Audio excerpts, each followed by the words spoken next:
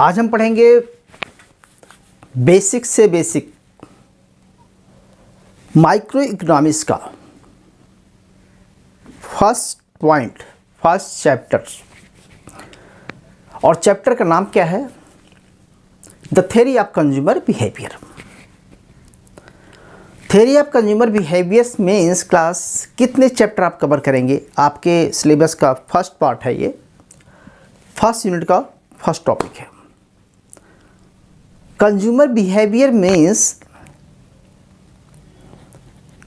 कि जो कंज्यूमर है वो किस तरह से बिहेव करता है जब उसकी इनकम, मार्केट में प्राइस, मार्केट में डिमांड्स या मार्केट की सप्लाई या न्यू टेक्नोलॉजी कुछ भी चेंजेस आते हैं, तो वो जो ह्यूमन बिहेव के अकॉर्डिंग अपने अकॉर्डिंग जो डिमांड को एडजस्ट करता है, डिमांड इंक्रीज़ करता है या डिमांड डिक्रीज़ करता है, ये सब पहलुओं की बात करता है कंज्यूमर बिहेवियर। और इसी कंज्यूमर बिहेवियर को बहुत अलग अलग कैटेगराइजेशन करते जाएंगे हम धीरे धीरे, जिसमें से हम पहले एक क्लासिकल अप्रोच पढ़ेंगे जिसे हम कॉर्डिनल अप्रोच बोलते हैं। फिर बाद में ऑर्डिनल अप्रोच आती है, हेक्सियन थ्योरी आती है, और बाद में इसके बाद सैमुअल्सन की अप्रोच आती है, रिवेल प्रेफरेंस आती है, और उसके बाद फिर से हेक्सियन आता है, और इसके बाद फिर लेटेस्ट जो कि न्यूमैन मॉर्गेस्टन कह सकते हैं, और अनसर्टेनिटीज एंड अनसर्टेनिटी आता है, बर्नौली थ्योरी। इसमें बहुत कुछ आ जाता है किस तरह से बिहेव करेगा। तो बेसिकली यह एक कैटेगराइजेशन है आपकी कंज्यूमर बिहेवियर का। लेकिन हम वहाँ पर डेप्थ में जाते हुए आपको मैं बेसिक से बेसिक स्टार्ट करेंगे। पहले ये कंज्यूमर बिहेवियर से रिलेटेड जो भी टर्मिनोलॉजी है आपको जानना ज़रूरी है। तो सबसे पहला मेरा आपसे क्वेश्चन ये है कि आप कौन सी बुक्स को रिफ़र कर रहे हैं। तो मैं चाहूँगा कि आप एक बार बुक्स के नाम जान लें, क्योंकि हम उन्हीं बुक्स में से पढ़ेंगे।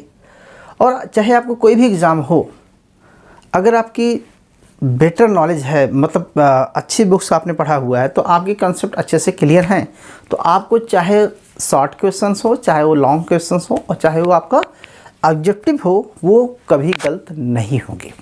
ठीक है। सो पहले आप बुक्स के नाम जान लीजिए। मैं चाहूँगा कि अगर आप माइक्रो इकोनॉमिक्स की बात कर रहे हैं, तो हम माइक्रो इकोनॉमिक्स में बेसिकली जो रेफरेंस बुक है, जो आपकी अच्छी बुक है, जो आपको बहुत सपोर्ट करेगी, उस बुक का बेटा नाम क्या है लिख लीजिए। लिखना तो micro economics theory of and applications, जो कि एच.एल. आहूजा की है। फिर है मॉडर्न माइक्रो इकोनॉमिक्स ए. कोर्टसाइंड की है। किसकी है? ए. कोर्टसाइंड की है। दूसरा है इंटरमीडिएट माइक्रो इकोनॉमिक्स एच.एल. इसको एच.आर. वेरियंस, तो वेरियन के नाम से फेमस है। बहुत ही इंपॉर्टेंट बुक है, हम ऑनर्स वाले बच्चों को बेसिकली यहीं से रीडिंग प्रिस्क्राइब होती है। तो एच.आर. वेरियंस बहुत इंपॉर्टेंट बुक्स है माइक्रो इकोनॉमिक्स को समझना है तो। और इसके अलावा माइक्रो इकोनॉमिक्स की एक और बुक है, माइक्रो इकोनॉमिक्स थ्योरी के नाम से है, जिसको बोलते हैं निकोलसन की बुक है, और सिडनी सेंटर। इसके अलावा डी.एन. द्विवेदी है मार्केट में, वो भी एक बहुत अच्छी बुक है। और साथ साथ एम.एल. जिंगन भी आप देख सकते हैं। तो बुक्स तो बहुत हैं, लेकिन ऑथेंटिक बुक देखा जाए क्लास, तो आपको कोर्टसानी और माइक्रो इकोनॉमिक्स से एच.एल. आहूजा की दो बुक है, एप्लीकेशन वाली बहुत अच्छी रहेगी। वहाँ से आपको सारे कंसेप्ट आपको क्लियर होंगे अच्छी तरह से क्लास। ये तो बुक्स की बात हो गई। और अगर आपको कॉम्पिटिटिव एग्जाम देना है, तो ये चारों बुक में से दो बुक तो एटलीस्ट आपके पास होनी ही चाहिए। ठीक है, चलो ये तो हो गई बुक्स की बात। क्लास हम आज स्टार्ट करते हैं कंज्यूमर बिहेवियर का जो फर्स्ट टॉपिक है आपका। और फर्स्ट टॉपिक आपका क्या है? Theory of demand. तो क्लास थ्योरी ऑफ डिमांड्स है क्या, इसमें कौन कौन से चैप्टर इंक्लूड होते हैं? थ्योरी ऑफ डिमांड अपने में बहुत बड़ा चैप्टर है, लेकिन हम शॉर्टकट में थोड़ा थोड़ा समझाऊंगा आपको यहाँ पर। तो थ्योरी ऑफ डिमांड की सबसे पहली जो पॉइंट बनता है क्लास, बात करते हैं, तो वो होता है कि डिमांड होती क्या है, व्हाट आर द डिमांड। तो डिमांड की डिफिनेशन रटना नहीं है क्लास। अगर आप किसी चीज़ की डिमांड करते हैं तो क्यों करते हैं? क्योंकि उसकी आपकी डिज़ायर है। लेकिन डिज़ायर और डिमांड में डिफरेंस है। डिज़ायर और डिमांड में डिफरेंस है। आप किसी चीज़ की डिज़ायर करते हैं, लेकिन आप उसको अवेल ना कर सकें, उसको लिए आपके पास पैसा ना हो खरीदने के लिए, आपकी परचेजिंग पावर ना हो उतनी, आपकी बिलिंगनेस उतनी ना हो, आपके अकॉर्डिंग उसका प्राइस ना हो, लेकिन आपकी इच्छा है कि ये गुड्स मुझे मिल जाए या वो कमोडिटी मुझे मिल जाए, तो वो आपकी क्या हो जाएगी? Only desire class. और जब वो डिज़ायर आप फुलफिल कर सकते हैं, you able to purchase and willing to pay at specific price at specific time. तो एट स्पेसिफिक टाइम पे, एक स्पेसिफिक प्राइस पे, एक given quantity as given price पे कितनी क्वांटिटी आप परचेज कर लेते हैं उसके और उसको पे करने के एबल भी हैं, तो वो आपके डिमांड कहलाएगी। क्लियर है? तो demand and desire is totally difference, लेकिन वो डिज़ायर डिमांड में कन्वर्ट हो जाएगी when you able to purchase, if you have money, sufficient money for purchasing that goods. So class, what is the definition of demand? So you can write demand for a commodity refers to the number of units of particular goods that consumer are willing and able to purchase during a specific period of time, and each price of specific price. So how many element of demands? There are 4-5 elements. First, number of units, कितनी unit आप खरीदना चाहते हैं at a particular goods. Second, willing to and able to purchase. Third, a specific period and a specific price. तो given a specific price पे, specific time पे आप willing to purchase रहेगी, एबल टू परचेज रहेगा, then is called demand. Otherwise your demand is not a demand, your demand only desire. So class, I think clear, demand is specific, 4-5 variables ये होने चाहिए आपके। Clear है? Okay, next point class हम देते हैं कि what is the individual demand. So suppose that, एक बात करते हैं क्लास, ध्यान समझना, अगर मैं कोई क्वांटिटी है एक्स है, इसको परचेज करना चाहता हूँ, हमारी डिमांड है, तो ये हमारी जो डिमांड है वो डिपेंड करेगा कि उस गुड्स की मार्केट में प्राइस क्या है। ओके, तो basically quantity of demand is related the price. Clear है? लेकिन इसमें हम बहुत डेप्थ में जाने वाले हैं, अभी थोड़ा सा और अच्छे से समझने वाले हैं इस बात को कि जो क्वांटिटी ऑफ डिमांड है क्या एक फंक्शन है क्लास, क्या है? एक फंक्शन है। अगर आप सिर्फ इंडिविजुअल पर्सन की बात करेंगे तो इंडिविजुअल डिमांड हो जाएगी, और मार्केट डिमांड करेंगे तो मार्केट डिमांड हो जाएगी। तो मार्केट डिमांड में बहुत सारे इंडिविजुअल्स इंक्लूड होते हैं, ठीक है, और इंडिविजुअल डिमांड जो स्पेसिफिक पर्सन द्वारा होती है, इसको हम डेप्थ में बाद में समझाएंगे। आप ये समझिए पहले क्लास, थोड़ी सी चीज़ समझिए कि what is the demand function. Demand function, it is a two-way relationship between price and quantity. Two-way relationship कि आप कितनी क्वांटिटी डिमांड कर रहे हैं दिए हुए स्पेसिफिक प्राइस पे, लेकिन हमारा ये प्राइस जो है से डिमांड वेरी करेगा, चेंज होगा। तो डिमांड किस पे डिपेंड है? प्राइस पे। ओके, तो यानी कि डिपेंडेंट वेरिएबल क्या हुआ? डिमांड। डिमांड क्या हुआ क्लास? आपका एक डिपेंडेंट वेरिएबल होगा, ठीक है, डिपेंडेंट वेरिएबल है, ठीक है, ओके। और ये प्राइस क्या है क्लास? इंडिपेंडेंट वेरिएबल है, ठीक है। आप क्या बोलेंगे कि जो डिमांड एज अ फंक्शन है वो डिपेंडेंट इंडिपेंडेंट वेरिएबल के बीच में रिलेशन को दिखाता है। तो यहाँ पर प्राइस इंडिपेंडेंट है और डिमांड डिपेंडेंट वेरिएबल है। इतना समझ आ गया? तो what are the function? Function is relationship between two or more than variable. Clear है? पहले आप चीज़ों को समझिए कि डिमांड, ये फंक्शन, बेसिकली हम बात करते हैं फंक्शन की, तो function is relationship between two X and Y या टू वेरिएबल्स। तो यहाँ पर अगर डिमांड फंक्शन की बात करेंगे तो demand function is talking about the price and quantity के बीच में जो रिलेशन है उसे डिमांड फंक्शन बोलेंगे, ठीक है। अब ये दो वेरिएबल हो गए, इंडिपेंडेंट डिपेंडेंट वेरिएबल हो गए, ठीक है। तो ये तो डिमांड फंक्शन हो गया, ठीक है। लेकिन थोड़ा सा और हम डेप्थ में जाते हैं क्लास। तो हमारी जो डिमांड है ना वो और भी चीज़ों पर डिपेंड करती है, और भी बातों पर डिपेंड करती है। तो प्राइस एक बात, प्राइस ऑफ रिलेटेड गुड्स पे डिपेंड करती है, आपकी इनकम पे डिपेंड करती है, आपकी टेस्ट एंड प्रेफरेंस पे डिपेंड करती है, और मार्केट की एक्सपेक्टेशन पे डिपेंड करती है, ठीक है। मार्केट एक्सपेक्टेशन पे डिपेंड करती है, और भी बहुत सारे अदर वेरिएबल्स, अदर फैक्टर्स होते हैं। तो उसको अदर्स कर दीजिए, वेरिएबल होते हैं, कुछ भी लिख सकते हैं। ये पूरे के पूरे क्या बनेगा क्लास, ये पूरा जो फंक्शन है क्या बनेगा, ये बनेगा डिटर्मिनेंट। आपसे पूछा था कि what are the main determinant of demand, demand को डिसाइड करने वाले डिटर्मिनेंट कौन हैं, what are the factor affecting by demand. Demand factor, जो डिमांड है वो किससे अफेक्टिव होती है, तो डिमांड इफेक्ट करने वाले फैक्टर्स, इतने सारे फैक्टर्स हो गए।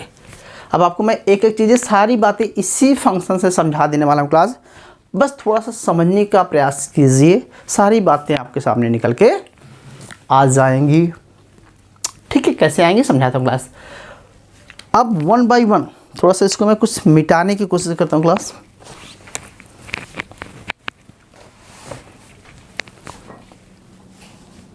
देखो क्लास, देखो मिटा रहा हूँ, थोड़ा सा ध्यान समझना है, कोई जल्दबाजी नहीं है, आराम से काम करेंगे भाई, ठीक है। देखो आपसे क्वेश्चन क्या क्या पूछा जा सकता है, हम इसी के से सारा आपको एक्सप्लेन करेंगे क्लास। ओके, सबसे पहले देखो कि डिमांड फंक्शन क्या है, ठीक। डिमांड फंक्शन तो आप डिफाइन करेंगे, डिफाइन कीजिए। Demand function is two way relationship between price and quantity, price and quantity, ठीक है। इतना कीजिए, okay. It is a technical relation of price and quantity. Why technical, इसको टेक्निकल फंक्शन बोला जाता है, ठीक है। यह एक इंडोजीनियस फंक्शन भी है, क्योंकि इंटरनली निकल के आता है क्लास, ठीक है। एक्सोजियस फंक्शन और इंडोजीनियस फंक्शन बाद में बताएंगे आपको कभी।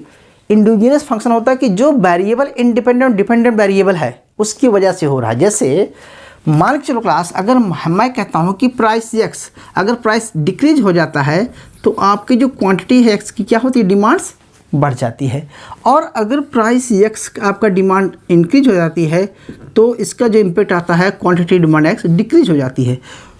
तो ये जो डिमांड है हमारी, जो कि डिपेंड है किस पर, प्राइस पे। तो प्राइस के चेंज होने से, यानी कि प्राइस वेरिएबल है, ठीक है, इसके चेंज होने से हमारा क्या इफेक्ट हो रहा है, डिमांड इफेक्ट हो रहा है, ठीक है। तो इसको बोलेंगे demand function is a relationship between two variable independent and dependent variables. या demand function is a technical relation, demand function is a two way relations, कुछ भी आप डिफाइन कर लीजिए, प्राइस एंड क्वांटिटी के साथ रख लीजिए, ठीक है। क्लियर हुआ। अगर यहीं पर कॉस्ट फंक्शन पूछा जाए, इसी पे सप्लाई फंक्शन पूछा जाए तो फिर सप्लाई के बारे में बात करेंगे। कंजप्शन फंक्शन है तो consumption is a function of the income Y. तो ऐसे ही फंक्शन को पढ़ना है, हो गया। ओके, दूसरा डिमांड फंक्शन के बाद आप बताइए what is the law of demand, what is law of demand, ठीक है। लॉ ऑफ डिमांड सुना होगा आपने क्लास। तो लॉ ऑफ डिमांड रूल्स है, एक नियम है, लॉ है जो इनवर्स से कहा जाता है। तो लॉ ऑफ डिमांड से relationship between price and quantity, inverse relationship. Inverse relationship what do you mean, कि मार्केट में प्राइस डिक्रीज होगा तो डिमांड इंक्रीज होगी, और प्राइस इंक्रीज होगा तो डिमांड डिक्रीज होगी। इसी को हम बोलते हैं क्लास, इसी को क्या बोलते हैं हम, लॉ ऑफ डिमांड। तो लॉ ऑफ डिमांड क्या शो करता है, डिमांड फंक्शन को शो करता है, ठीक है। डिमांड फंक्शन और भी तरह से हो सकता है, लेकिन एक अदर थिंग्स रिमेन अनचेंज्ड एक बार लगाते हैं, क्या change, other things remain unchanged. तो क्या अदर थिंग्स रिमेन है, ये फैक्टर है, ये वाले पोर्शन क्या है class, other things remain unchanged है, यानी कि income, taste, preference, market, other factors, ये सब क्या है, क्या है बेटा जी, ये सब कांस्टेंट रहेंगे। तो what is the definition of law of demand, so we can say कि law of demand is just show the relationship between price and quantity, it is inverse relationship between when price increase demand decrease, price decrease demand decrease, is called law of demand. Very simple, law of demand it is a relation between the demand function, and demand function को state करते हैं, अगर inverse proportion पाया जाता है तो हो जाएगा लॉ ऑफ डिमांड। क्लियर है, तो लॉ ऑफ डिमांड को डिफाइन करना आपको ऐसे समझाना, क्लियर हुआ बेटा। ओके, एक और क्वेश्चन पूछता हूँ, कई बार पूछ लिया जाता है, तो डिमांड कर्व क्या होता है, what is the demand curve, तो सोचने में मजबूर मत होइए। Demand curve is a graphical presentation of law of demand,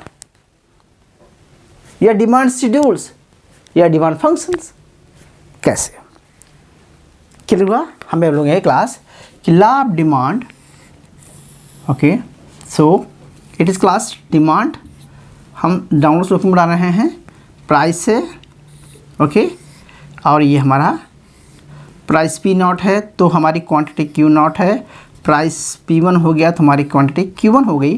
तो यानी कि A पॉइंट से हम B पॉइंट पे जाते हैं, तो क्या हुआ क्लास कि जब मार्केट में प्राइस फॉल हुआ तो डिमांड हमारी बढ़ गई, और मार्केट प्राइस इंक्रीज हुआ तो डिमांड हमारी घट गई।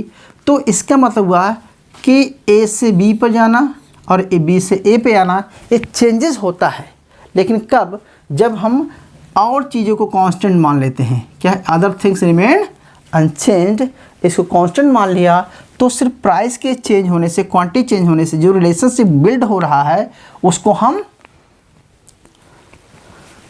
क्या दिखाएंगे class, demand curve. So demand curve is a graphical presentation of law of demand, ऐसा कर सकते हैं, ठीक है। और law of demand is show the relationship between demand functions, okay, it's a technical relationship, clear.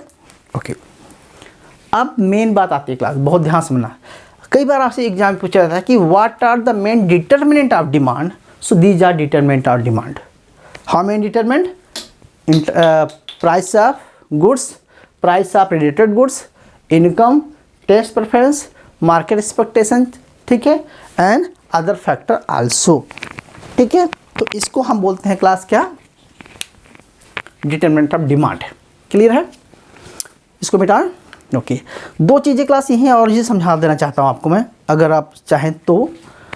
ये बेसिक चीज़ें हैं, आपने पढ़ा होगा ग्रेजुएशन में, मैं आपको नहीं पढ़ा रहा हूँ, सिर्फ आपको बताने की कोशिश कर रहा था, okay.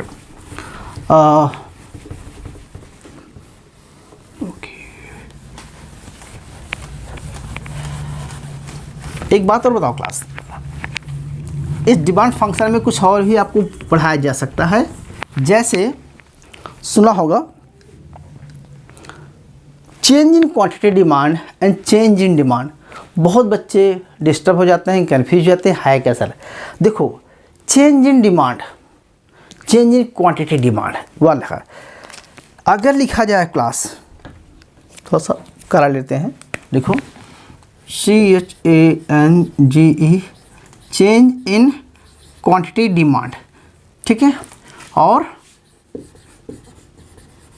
Change in demand, okay, ये दो चीज़ें हैं, okay. Change in quantity demand and change in demand, क्या डिफरेंस है, बहुत बड़ा डिफरेंस है क्लास, और इसी पे सारा चीज़ बेस्ड है, बेसिस यही है। इसको समझा देना, अगर समझ गए तो समझो कि बहुत कुछ समझ गए आप। अक्सर एक दो क्वेश्चन कई बार फंस जाता है तो आप उसमें कंफ्यूज हो जाते हैं, ठीक है। तो जहाँ पर अब तरीका है कैसे याद करने का, चेंज इन क्वांटिटी डिमांड, जहाँ पर क्वांटिटी की बात किया जाए उसका मतलब क्या है क्लास, सिर्फ इतना है, कितना, सिर्फ ये ले लो, ये मतलब इतना, मतलब प्राइस के साथ। चेंज इन क्वांटिटी किसकी वजह से होता है? Due to price. क्या लिखेंगे क्लास यहाँ पर? ड्यू टू प्राइस, प्राइस की वजह से। और ये चेंज इन डिमांड, अच्छा जब ड्यू टू प्राइस ये होगा तो चेंज इन डिमांड में ड्यू टू प्राइस और change in demand due to other factor. क्या लिखेंगे? Due to other factor. Clear हुआ? मतलब कि अगर प्राइस इंक्रीज हुआ क्लास, प्राइस इंक्रीज हुआ तो क्वांटिटी डिक्रीज हुई, प्राइस डिक्रीज हुई तो क्वांटिटी इंक्रीज हुई। यानी कि चेंज इन डिमांड में क्या लागू हो रहा है? ये लागू हो रहा है, ओनली प्राइस की वजह से चेंजेस आते हैं। तो इसको हम ये कहेंगे, ओके हम इस तरह से ग्राफ बनाएंगे। क्या बनाएंगे कि डिमांड है क्लास, यहाँ पर प्राइस है, ये हमारी क्वांटिटी है। प्राइस अगर डिक्रीज हो गया हमारा, ओके तो क्वांटिटी हमारी इंक्रीज होगी। ए पॉइंट से आप बी पॉइंट पे चले गए, ओके। और अगर प्राइस बढ़ भी गया, प्राइस इंक्रीज हो गया तो ए से फिर पुनः बी पे चले गए। तो यानी कि चेंज इन क्वांटिटी डिमांड का मतलब होता है सेम डिमांड कर पर आपका जो मूवमेंट एंड हो रहा है, तो इसको बोलते हैं चेंज इन डिमांड में क्या क्या आएगा? Expansion and contraction. क्या आएगा? Expansion and contraction. इसमें आएगा एक्सपेंशन एंड कॉन्ट्रैक्शन। समझ रहे जी? कॉन्ट्रैक्शन कब आएगा? जब तो भाई प्राइस की वजह से बढ़ने से डिमांड कम हो जाएगी तो क्या बोलेंगे उसको? कॉन्ट्रैक्शन। क्या बोलेंगे आप? कॉन्ट्रैक्शन। और जब प्राइस घटने की वजह से डिमांड बढ़ जाएगी उसको बोलेंगे एक्सपेंशन। तो इसमें चेंज इन डिमांड में, चेंज इन क्वांटिटी डिमांड में कॉन्ट्रैक्शन और एक्सपेंशन होता है जब प्राइस चेंज होता है लेकिन अदर वेरिएबल कांस्टेंट होते हैं, other factor remain N constant. Clear? Okay.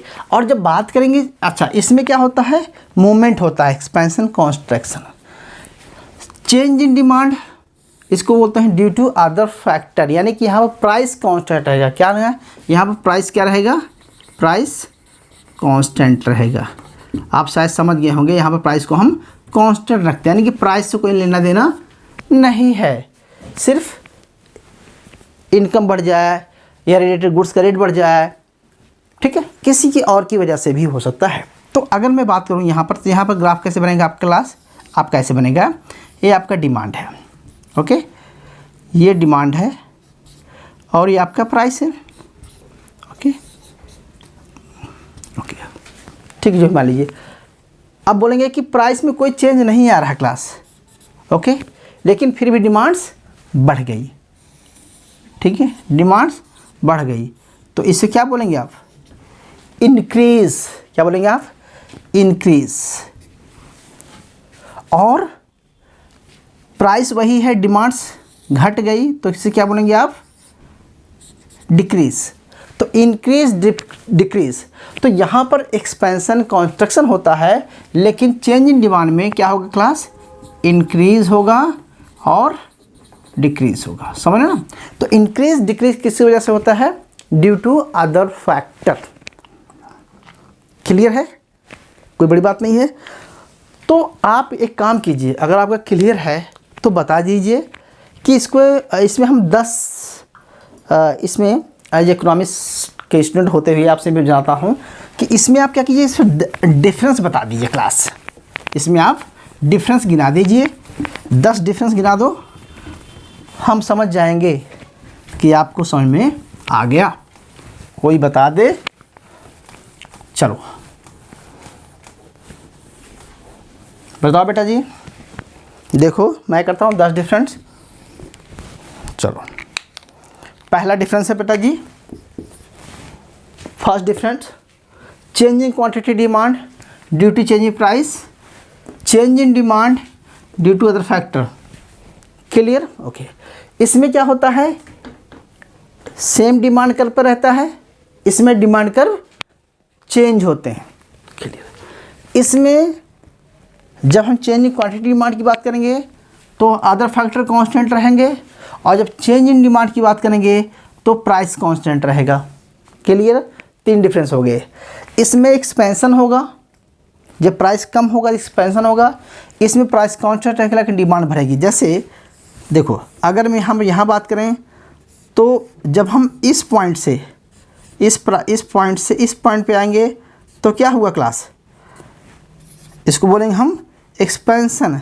लेकिन यहाँ पर क्या होगा, यहाँ पर होगा प्राइस में कोई चेंज नहीं है फिर भी डिमांड बढ़ गई, इसे बोलेंगे इंक्रीज। तो एक्सपेंशन के साथ इंक्रीज। और अगर पीछे की तरफ जाएंगे कंस्ट्रक्शन होगा तो ये हो जाएगा डिक्रीज। ओके। लेकिन यहाँ पर प्राइस कांस्टेंट है, यहाँ पर अदर फैक्टर कांस्टेंट है। इसमें डिमांड कर्व चेंज होते हैं, इसमें सेम डिमांड कर्व पर ऊपर नीचे मूवमेंट्स होती है, तो इसको बोलते हैं मूवमेंट, इसको बोलते हैं शिफ्ट। तो शिफ्टिंग कहाँ होगी क्लास, चेंज इन डिमांड में होगी, और चेंज इन क्वांटिटी डिमांड में मूवमेंट होगा।